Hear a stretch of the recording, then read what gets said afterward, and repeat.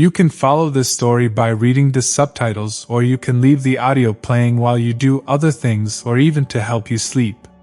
Amelia lived a long and difficult life. Her husband was a sailor, and she often didn't see him for long periods, so she practically raised their 4 children on her own. She invested all her strength and energy into her beloved sons and daughter. Amelia's husband died early, and as a sailor's widow, the state provided her with a decent amount of money. Additionally, she received a pension. However, it turned out that all 3 sons, in whom she invested everything she could, grew up ungrateful. They believed that their mother didn't need anything in her old age and took all the money she received, buying her only the most essential products: bread, cheese, pasta, grains, milk, butter, fruits, and vegetables. Amelia didn't complain because she truly believed she needed almost nothing. Her children still meant everything to her. Buy something for the grandchildren, Amelia once said when her eldest child, Michael, came for money. Her sons took turns taking her savings.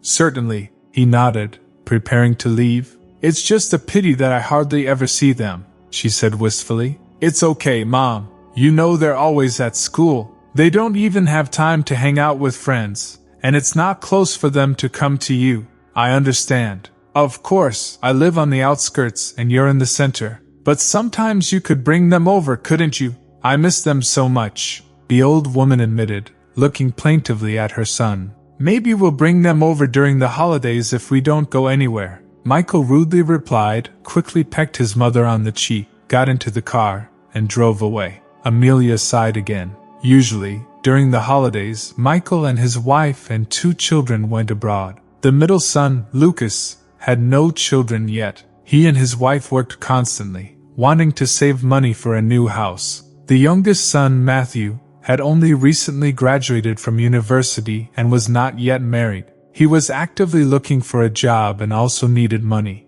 Amelia's daughter, Charlotte, studied abroad. She managed to get into a prestigious foreign university on a scholarship. The old woman rarely saw her. Charlotte didn't have money to travel home, and besides, she didn't know that her brothers were taking money from their mother and often sent her small sums herself. Amelia understood that if she told her daughter how her sons behaved, the children would inevitably quarrel, so the old woman preferred to remain silent. Family harmony was most important to her. Charlotte wrote her touching letters, and Amelia eagerly awaited the end of her daughter's university studies, fearing that she might want to stay there. What if she falls in love with someone and gets married, or she gets a job offer? Then I'll be completely alone, Amelia sighed to herself. She understood that she couldn't rely on her sons. Her daughter was her only hope and support. Charlotte wrote that she missed home a lot and wanted to see her mother,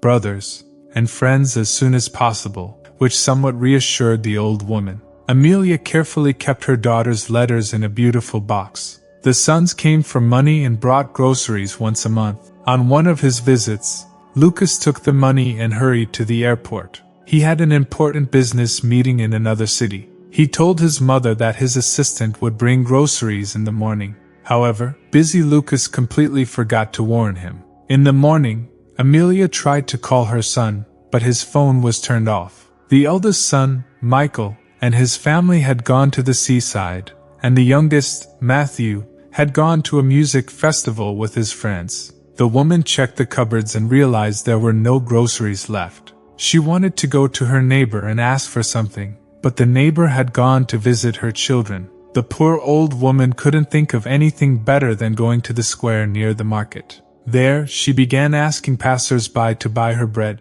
The poor woman felt very embarrassed. Many ignored her, others hurried past, not hearing what she was saying. Amelia was completely desperate when suddenly, an expensive jeep stopped right in front of her. The old woman recoiled in fear when a young, well-dressed man with sunglasses jumped out of it. "Senora Martinez!" he exclaimed. "Is it really you?" Amelia looked at him in confusion. How did he know her last name? "It's me, Benjamin." The man introduced himself, taking off his sunglasses. Only then did Amelia recognize him. "Benjamin, it's you," she whispered, tears streaming down her cheeks. "How you've grown!" Benjamin hugged the old woman tightly. "What are you doing here?" An astonished Benjamin asked, noticing the empty cloth bag in the woman's hands. Amelia began but couldn't continue. She was ashamed of begging like a beggar. You were probably going to the market for groceries, Benjamin guessed. Let's go together. I'll help you buy everything and drive you home so you won't have to carry a heavy bag. With these words, Benjamin took the old woman's arm and led her towards the market. Amelia felt embarrassed. She couldn't allow him to pay for her, and she didn't have any money of her own. Benjamin, forgive me. I just realized I forgot my wallet at home, the poor woman said softly. Benjamin just smiled, not slowing his pace. It's nothing. I'll pay for everything. But I'll feel uncomfortable taking your money. Benjamin stopped to look the old woman in the eyes. What are you talking about, Senora Martinez? Haven't you done anything for me before? Didn't you feed me lunch every day as if I were your own son? And after all that, you won't let me buy groceries for you? Amelia took a handkerchief from her pocket and started wiping her tears. You're such a good, grateful boy, she said, pressing her hands to her heart. She never doubted he would grow up like this. Let's go, we'll buy everything we need, and I'll drive you home, Benjamin repeated, taking the old woman's elbow. He led her carefully, warning her about steps and slopes. Arriving at the market, Amelia and Benjamin walked along the rows, and Benjamin bought the very best of everything. Look, the strawberries are ripe already. I remember you love them, he said. But they're so expensive, the old woman protested. Nonsense, Benjamin dismissed. I can afford to buy you what you love. I'd be happy to do something nice for you. With bags full of groceries, the man carried everything to his car. Amelia could barely keep up with him. She felt so good inside. They got into the Jeep, and Benjamin confidently drove through the city streets. Do you remember where I live?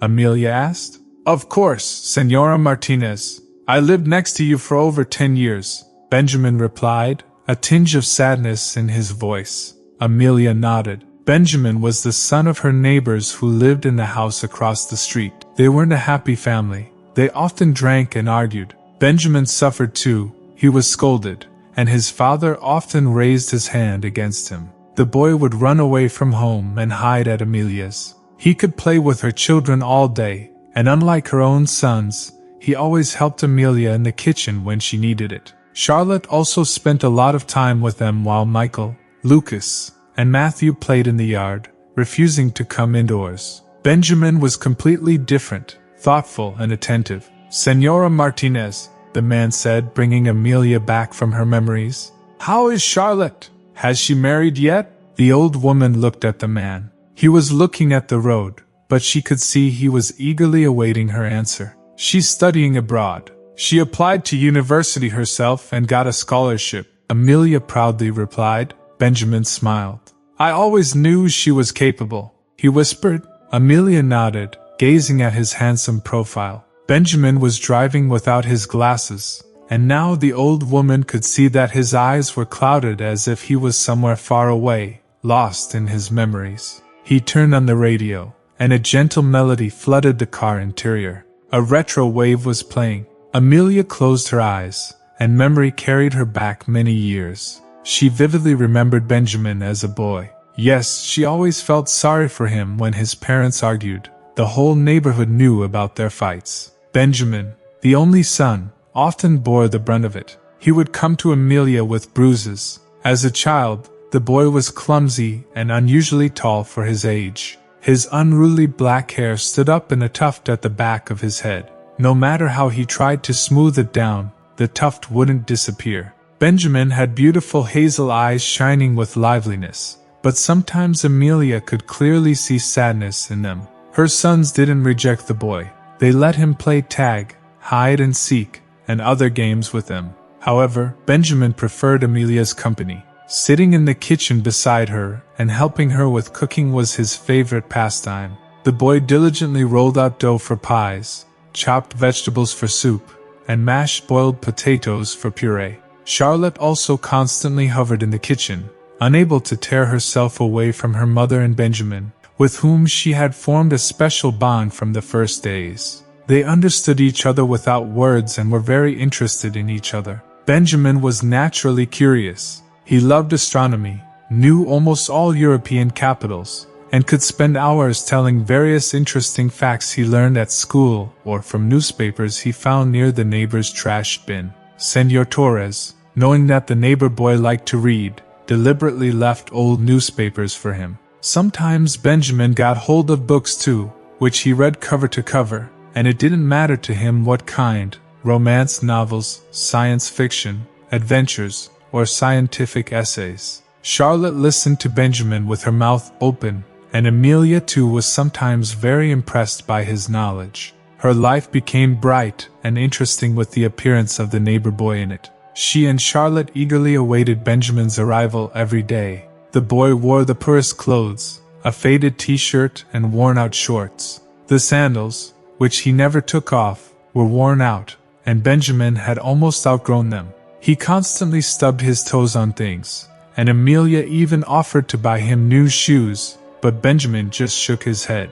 He knew his father would immediately take the new pair of sandals to the market and sell them. So Amelia found a solution. In the attic, she kept old clothes of the boys which they had outgrown. She found a pair of worn-out sneakers that once belonged to Lucas and gave them to Benjamin. The boy almost jumped for joy when he tried them on. The sneakers were just his size, and he sincerely thanked Amelia for the gift. With tears in her eyes, she replied that it was nothing. At night, Amelia often couldn't fall asleep for a long time, thinking about Benjamin's unfortunate fate. Her kind heart ached when she thought about what he had to endure at home. One night, before going to bed, the woman shared her thoughts with her husband, but he just waved off her words. "You can't change anything. The boy has parents, but he's unhappy with them.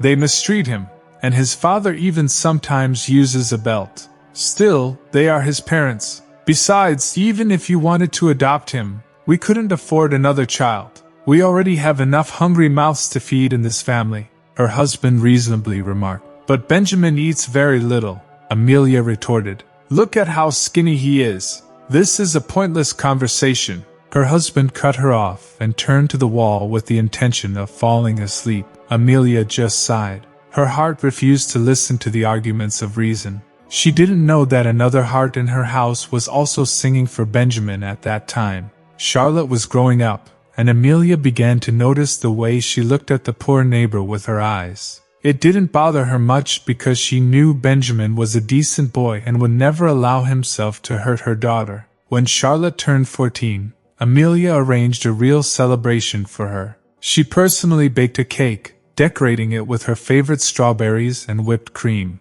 In addition, she prepared many contests and games for the children, allowing Charlotte to invite her classmates and best friends. The girl asked her mother if she could invite Benjamin, and Amelia allowed her. On the day of the celebration, Charlotte wore a new soft blue dress that her mother had made for her. Amelia styled the girl's reddish chestnut hair into a beautiful hairstyle and adorned it with flowers and ribbons. Charlotte looked more than charming, and her eyes sparkled with happiness. Her father had just returned from his trip and brought Charlotte a huge teddy bear with a pink heart on its chest. Charlotte hugged the bear and didn't want to let it go for a long time. The girl's friends gave her cute trinkets, a mirror in a beautiful mother-of-pearl frame, golden earrings, shell necklaces, and other pleasant little things. Charlotte's brothers also dressed up, running around the garden in white shirts with turquoise bow ties and black trousers with pleats.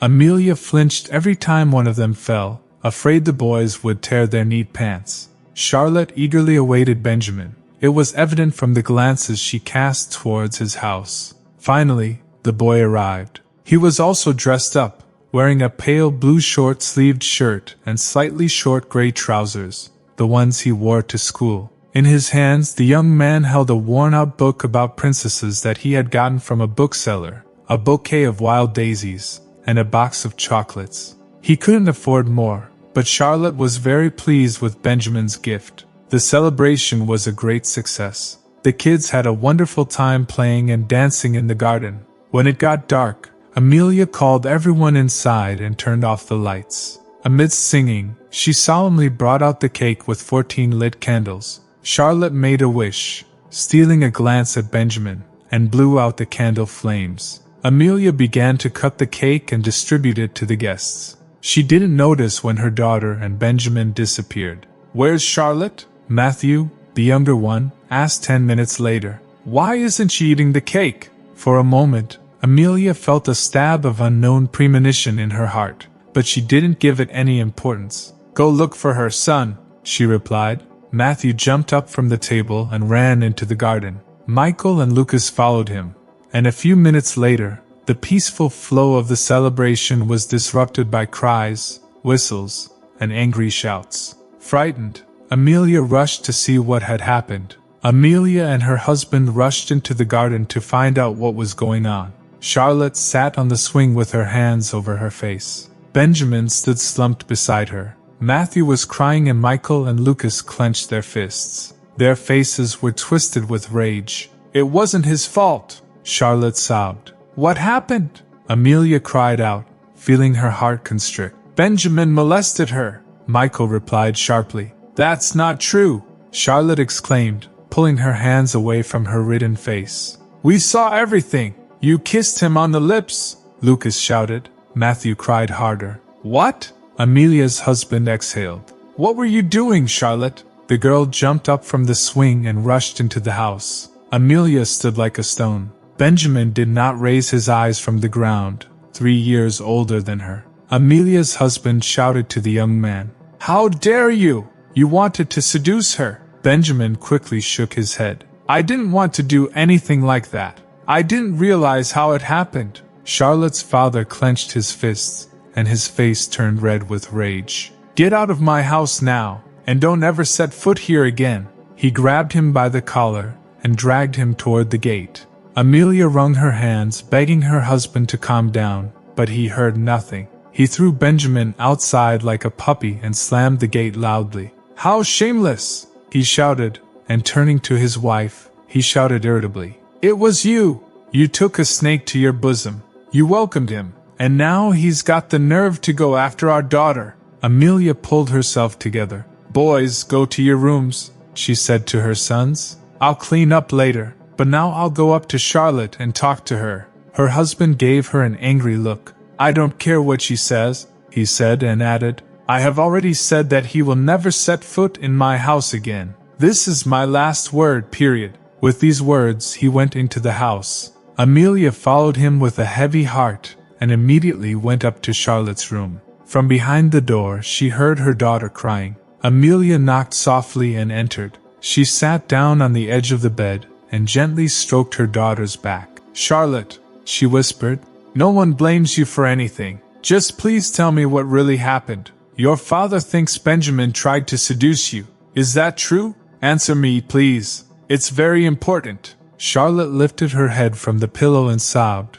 her eyes wet with tears. "Mommy, I'm sorry, she whispered. "It's not your fault. I just love him." Her mother ran her hand through her hair, fixing a loose strand. "I know." Charlotte sat up, turning toward her mother and holding the teddy bear her father had given her tightly. "I called Benjamin to the garden," she confessed. "I asked him to tell me about the constellations. While he was doing that, I couldn't help but look at him with love. And then something came over me, and I kissed him on the lips. He wanted to pull away, and that's when Matthew and the other boys appeared. Matthew screamed, and then it started, all of it." Charlotte sniffled again, a tear rolling down her cheek. "Mom, he's not coming back, is he?" she plaintively asked, tears welling up once more. Amelia hugged her tightly. "I don't know," she whispered, "but I believe everything will be okay. I'll try to talk to your father." "Forgive me," Charlotte repeated.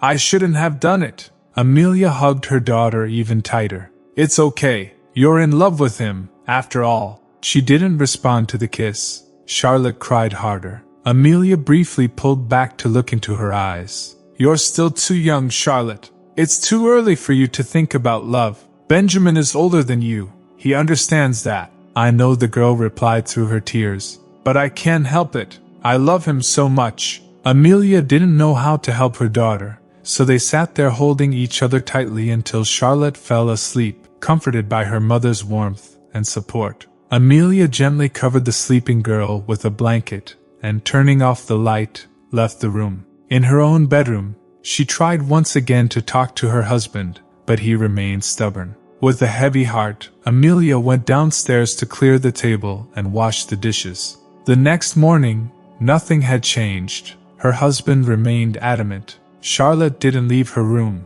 Amelia saw Benjamin from the window. His face was pale. He looked at her hopefully, but Amelia sadly shook her head. Benjamin nodded and disappeared into his house. A week later, he left, leaving Amelia a short letter in the mailbox. "I'm very sorry things turned out this way, Mrs. Martinez. If I could change something, I would. Please give my best wishes to Charlotte. I will never forget your kindness. You were the best thing in my life. Yours, Benjamin." Reading the letter, Amelia burst into tears. She missed Benjamin terribly, his liveliness, and his amusing stories. Without him, life seemed to lose some of its colors. Charlotte came down to the kitchen, and Amelia showed her the letter. The girl hugged her mother and also cried. However, there was nothing they could do, and they had to accept the situation as it was. Charlotte spent more time studying. Benjamin's departure inspired her to focus on her education.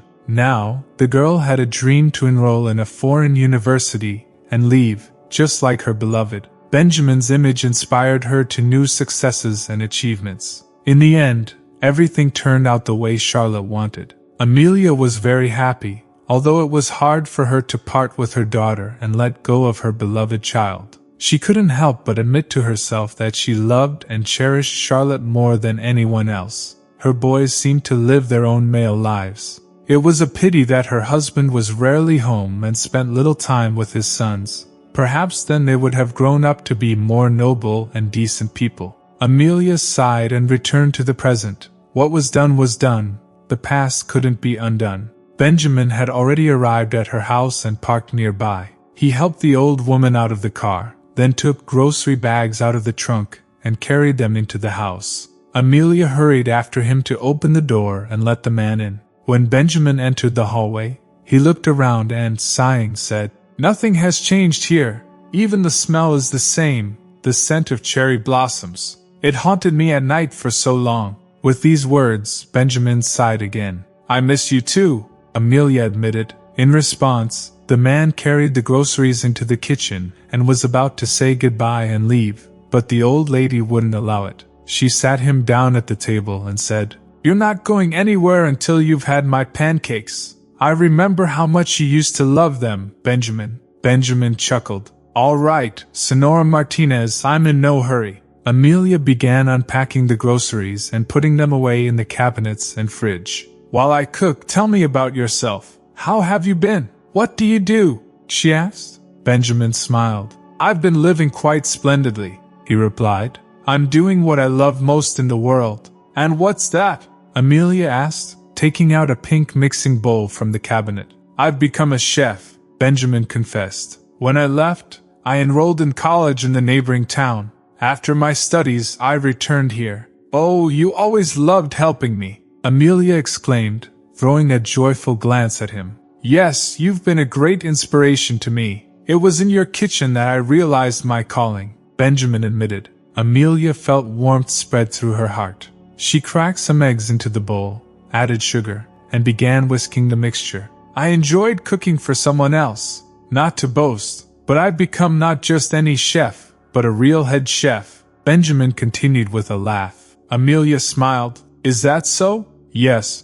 Benjamin nodded, "and I work at the best restaurant in town. It's incredibly popular. I've been very fortunate." For a moment, Amelia stopped what she was doing, approached Benjamin, and put her hand on his shoulder. "I'm so proud of you, Benjamin," she said, tears welled up in her eyes. It didn't escape Benjamin's notice. He stood up from his chair and embraced the old lady. "I think you've been worried about me all this time," he said softly, "but now you know I'm doing well." "Yes," Amelia nodded. "Now my heart is at ease." She returned to the batter, took out a frying pan from the cabinet, and placed it on the stove. "I hope being the best chef won't stop you from enjoying my pancakes," Amelia said with a smile. "Of course not," Benjamin chuckled, "especially if they come with strawberry jam." The old lady looked at the man and noticed a sudden sadness in his eyes. She followed his gaze and saw him looking at a portrait of Charlotte hanging on the wall.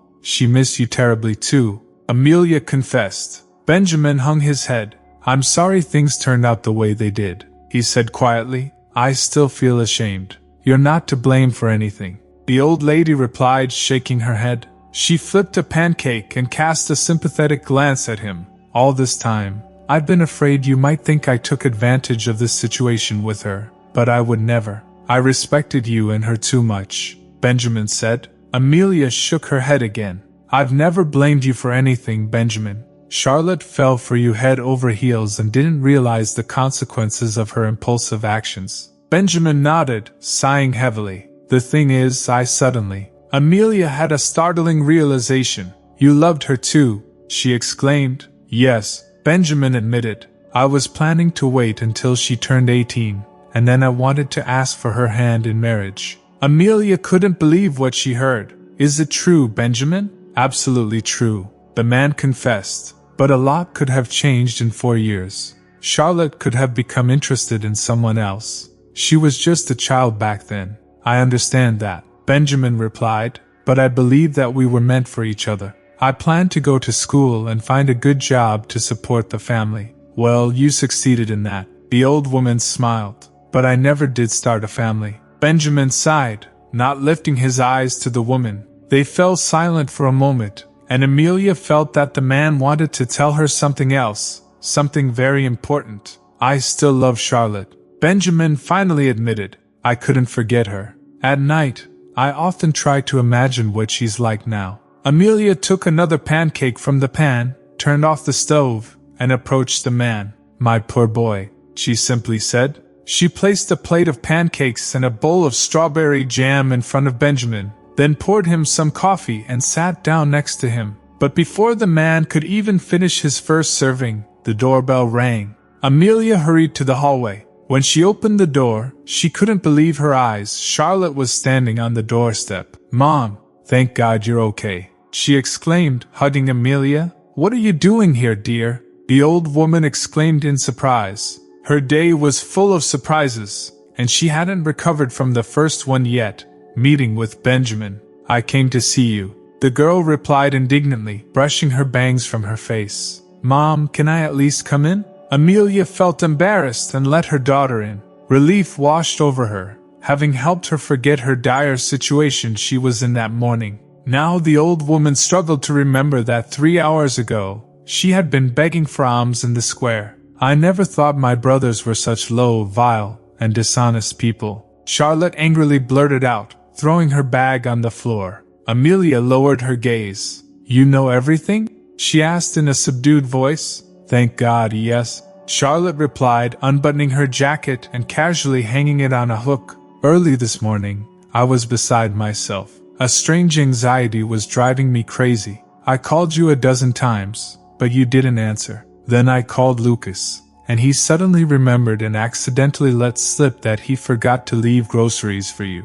He swore he would call his assistant right away, but I didn't trust him anymore. I made him transfer me your savings and money for a ticket, and he couldn't refuse me. I flew to you on the next flight. I was afraid you were on the brink of despair or already starving to death." As she said all this, Charlotte gestured desperately and wrung her hands. She kept trying to hug her mother. It was obvious she was really worried. Amelia listened to her daughter, simultaneously feeling a whole kaleidoscope of emotions: confusion, pride, shame, joy. She remembered that she had forgotten her phone on the bedside table in the morning. She had been so preoccupied with the lack of money and groceries. "You're so brave and real, Charlotte," she said, embracing the girl, and quickly added to reassure her daughter, "I'm fine. I was helped." At this word, Amelia hesitated and gathering her courage said, "I was helped by Benjamin." Upon hearing this name,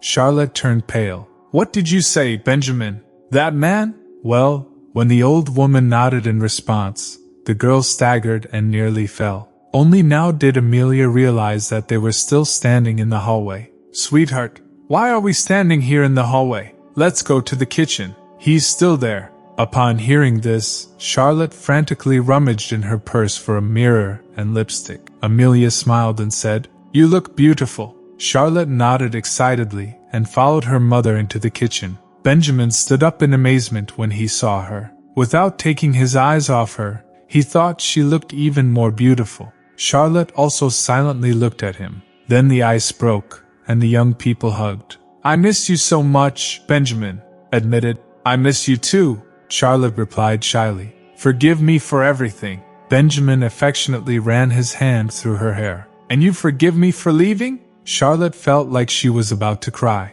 Fortunately, Amelia invited them to the table. "Why are you standing there? The pancakes have already cooled down completely." The young people sat down at the table, and for a moment, there was silence in the room. Everyone was nervous. However, a moment later, Benjamin began to talk about his work and Charlotte about her studies, and it seemed to the old woman that there had been no years of separation. Everything suddenly fell into place. She felt full of strength and joy again. The woman skillfully fried pancakes, and only one thought troubled her. Amelia kept remembering her daughter's bitter words. "I never thought my brothers were such low, mean, and dishonest people." Charlotte's angry and disappointed voice echoed in the old woman's head again and again. It was as if her daughter sensed her state, and, interrupting herself mid-sentence, looked anxiously at her mother. "And how long have they been taking your money?" Charlotte abruptly changed the subject, asking Amelia. The woman paused. She didn't want to tell the truth at all. "Tell it as it is. Don't cover for them," Charlotte insisted persistently. Amelia gave in. "Almost 4 years since you left," she confessed. "What? And you've been silent all this time?" Charlotte jumped up from her seat as if intending to rush to her brothers right away. However, catching Benjamin's puzzled look, she calmed down a bit and sat back down. "But Mom, how could you? Why didn't you tell me right away?" Amelia looked down, pretending that there was nothing more important right now than clearing the dirty dishes from the table. "I just didn't want to worry you, and I didn't want any fights with your brothers. But they didn't deserve anything better. How could they treat their own mother like this?" Charlotte couldn't calm down. She got up again and started pacing around the room. Benjamin silently watched her, unable to interject a word. He saw that both women were emotional and didn't want to interfere in their family affairs. "But I really didn't need anything. I had enough of the groceries they bought for me." Amelia tried to justify her sons. "Mom, don't you understand? This is not normal," Charlotte exclaimed in frustration. "At this point, I'm the only one who doesn't understand what's going on here." Benjamin decided to intervene. He looked questioningly at Charlotte and then at Amelia. The girls sat down at the table and began to explain. "My heartless brothers have been taking my mom's savings for 4 years, leaving her groceries in return," she said. Benjamin's eyebrows shot up in surprise. "What? That's downright despicable," he exclaimed angrily, just like Charlotte had a minute ago. "That's what I'm saying," the girl confirmed. "I had no idea about any of this. By the way, did they also take my money, Mom?" Amelia was flushed with embarrassment, and Charlotte didn't need an answer to understand everything. "They are such..." The girl didn't finish her sentence, not wanting to upset Amelia, who was already pale enough. Benjamin stood up in agitation. "I will go to them and talk to them," he said firmly. "They must understand that treating their mother like this is unacceptable." But Amelia took his hand and gently sat him back down at the table. "Benjamin, none of them are in town right now. That's why I was at the market square. I was trying to beg for bread from passers-by," Amelia confessed. The young people exchanged glances. "Poor Mom," Charlotte exclaimed sympathetically. "Why didn't you tell me anything right away?" Benjamin scolded Amelia. "I couldn't," she confessed. "I was very ashamed. I swear this won't happen again," Benjamin said angrily, and Charlotte nodded decisively, agreeing with him. Amelia didn't know what to think. She certainly appreciated the care and genuine feelings of her two most beloved people, but her heart ached when she thought of her son's heartlessness. Amelia blamed herself for this. Perhaps she should have talked to them more about kindness and compassion, setting an example for them. But had she ever been cruel to anyone? Amelia couldn't recall anything like that. Charlotte unexpectedly approached her mother and hugged her shoulders. "Mom, sit down. I want to talk to you about something," she said. Amelia obediently sat, not knowing what to expect from her daughter's words. Charlotte sat down next to her and began to speak. In my university, I am highly valued. I'm almost done with my degree. They already trust me to give lectures to the freshmen. So as soon as I get my diploma, I'll become an assistant at the department and continue my studies to become a professor. Amelia felt her heart skip a beat. Her daughter's news both delighted and saddened her. So, her fears weren't unfounded. Charlotte would stay abroad, and she, Amelia, would be condemned to lonely old age. Charlotte noticed that her mother had turned pale and hurriedly took her hand. Mom, calm down. I haven't finished yet. I want to take you with me. You'll like this cozy little town, Charlotte said. Amelia looked at her daughter with doubt. But Charlotte, how can I move? What's stopping you, dear? The girl asked. Amelia glanced around the kitchen. I've grown accustomed to this house. I've lived here for 40 years. Charlotte nodded. Of course, Mom. But you're getting older and you need care. And who will take care of you here? My brothers have already proven that they can't by selling this house. You can buy a very nice place there. Despite her doubts, Amelia suddenly felt that her daughter's words were touching her heart. How strange, I never even thought about moving before, flashed through the woman's mind. By the way, after selling the house, you'll have money left. You could even go on a trip, Charlotte said. Amelia's head was spinning. But I've never traveled anywhere, she confessed. I doubt I would dare to do such a thing. I'll take you wherever you want to go, Benjamin suddenly said. And I won't take your money. Charlotte and Amelia looked at him with surprise and admiration. But before they could say anything, Benjamin added, And you, Charlotte, will come with us, right? Charlotte smiled, feeling tears welling up in her eyes again. With pleasure, she said. The young people looked into each other's eyes, and Amelia distinctly felt that the bond established between them in childhood had not disappeared anywhere. They still loved each other. Suddenly, an unpleasant thought came to Amelia's mind. And what about the boys? They won't let me go, she murmured quietly. Charlotte took her hand. They'll have to accept it, the girl said firmly. 3 months later, despite her son's protests, Amelia moved in with her daughter Charlotte. They bought a small cozy house not far from the forest, where there was a beautiful lake. The old woman was very happy. Her daughter visited her every day. One day, Charlotte came not alone. She brought Benjamin in her expensive Jeep. Amelia was so glad to see the man that she lost her speech. How did you end up here, Benjamin? She finally asked. I came to visit, Charlotte replied joyfully. Her eyes sparkled, and she looked very happy. I promise to take you wherever you want. Benjamin laughed, hugging the old woman tightly. Then he turned to Charlotte and added, But since your exams are coming soon, we'll wait a bit. For now, I'll choose a nice apartment for myself in the city center. This time, Charlotte was surprised. But you said you came for a short time? I like this little town. Besides, there's a very good expensive restaurant here that I've already visited. After looking at my resume, they said they'd be happy to take me on as their boss, Benjamin explained. Charlotte jumped for joy. Seriously? Wow, Benjamin! She hugged him back, and unexpectedly, he kissed her on the lips. Now I won't go anywhere without you, my dear, he whispered. I promise. How long I've been waiting to hear those words, the girl confessed, kissing him back.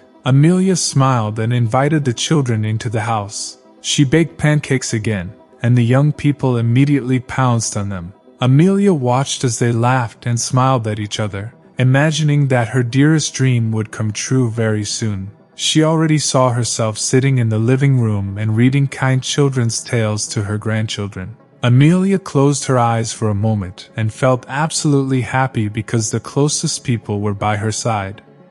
What do you think of this story? Share your thoughts and comments below. Don't forget to like this video, share it and subscribe for more. Thank you for watching and see you in our next story. Bye bye.